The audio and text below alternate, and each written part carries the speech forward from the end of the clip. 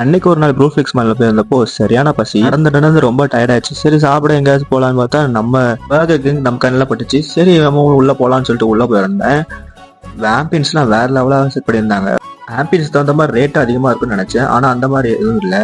இங்கே ஏதாச்சும் வேணும் நம்மளே மேனுவலாகவே ஆர்டர் பண்ணிக்கலாம். சரி கையில் வெறும் கம்மியாக தான் காசு இருக்குன்னு சொல்லிட்டு நான் வெஜ் பர்கர் தான் ஆர்டர் பண்ணியிருந்தேன். தம்பி நீங்கள் ஆர்டர் வாங்கினா ஒரு ராஜாவாகவே மாறும்னு சொல்லிட்டாங்க. நானும் அதே மாதிரி மாறிட்டேன். இப்போ பார்க்க எப்படி இருக்கான்னு பார்த்தீங்களா?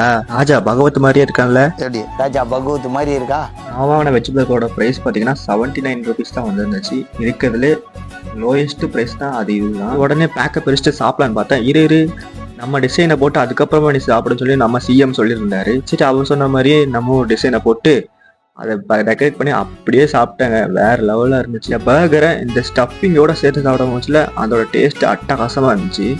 மொத்தத்தில் இந்த பர்கர் 79 rupeesக்கு செம ஒர்த்து. நீங்களே பாருங்க இந்த ஸ்டஃபிங்கை.